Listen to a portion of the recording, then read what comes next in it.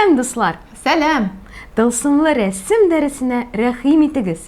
Сезнең биразга гына булса да тылсымчы булып карыйсыгыз киләме? Бүгенге рәсемебез сезгә моны эшләргә ярдәм итәр. Бу рәсемне ясар өчен безгә балавызлы бурлар, акварель буяулар, гади карандаш һәм пумалалар, су, ике яклы скотч һәм кайчы һәм ак кагаз бите кирәк булачак. Гадәттәгечә, ике яклы скотч ярдәмендә кагазны өстәлгә беркетәбез.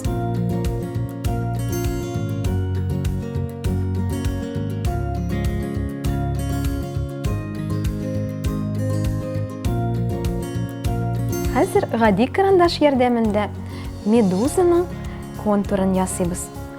Рәсемгә каты итеп басырга тырышмагыз. Без медузаның баш өлешен, күзләрен һәм авызын, һәм йөзү өчен җайлаштырылган үсентеләрен ясыйбыз. Шулай ук кырыйларга су үсемнәре дә ясап куярга була.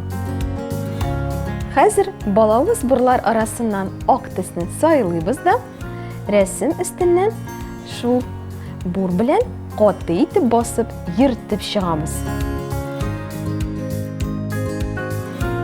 Хәзер рәсемне гади су ярдәмендә дымландырабыз.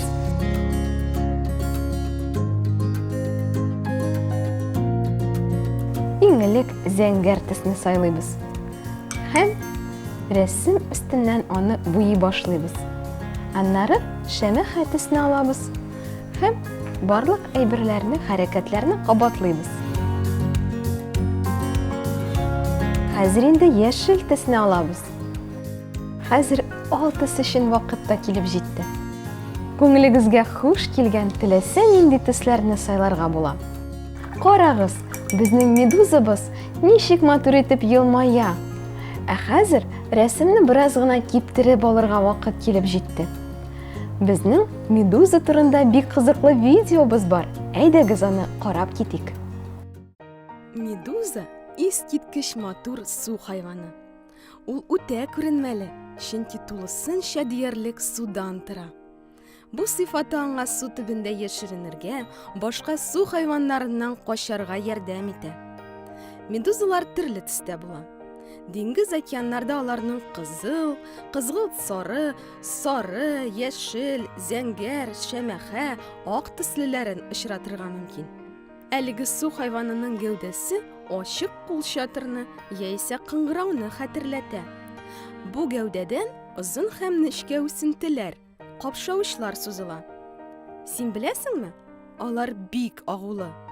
Капшавычка тиеп китсәң, ул шундук турая һәм агу сиптерә. Шуңа күрә медузаны күрсәң, аңа тияргә ашыкма. Медузалар төрле зурлыкта була. Австралия суларында яшәүче бик тә агулы икуранжи медузасы нибары 2 сантиметр. Атлантик һәм Тын океанда йөзә торган цианеяның гәүдәсе 2 метр, капшавычлары 20 метр озынлыкта.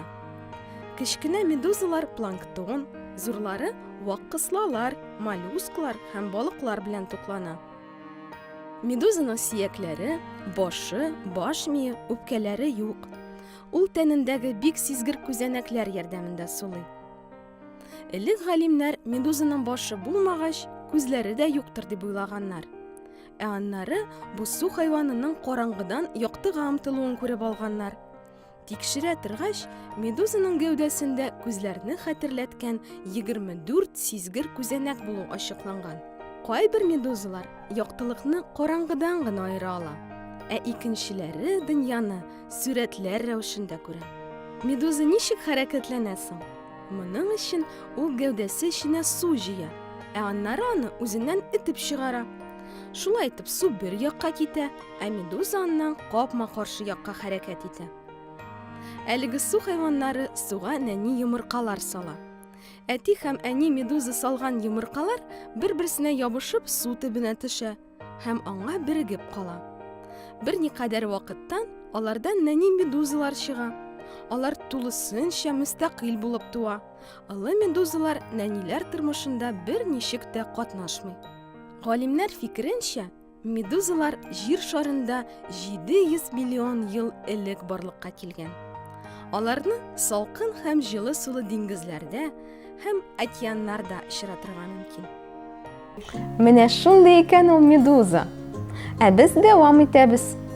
Нечкә пумаланы алып, су үсемнәрен ясыйбыз. Яшел төснең төрле тоннарын сайлыйбыз. Алай матуррак булыр. Кара төсне алып, медузаның күзләрен һәм керфекләрен ясыйбыз. Безнең медузабыз тагын да матуррак итеп елмая башлады.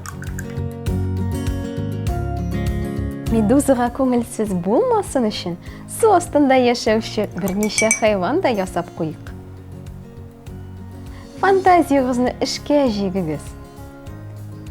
Күңелегезгә хуш килгән су хайваннарын ясагыз.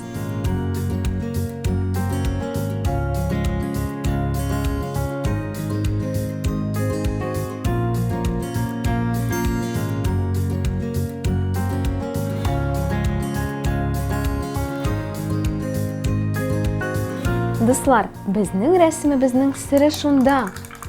Балавыз өстенә акварель буяу ятмый, һәм шуңа күрә рәсемебез матур һәм якты булып күренеп тора.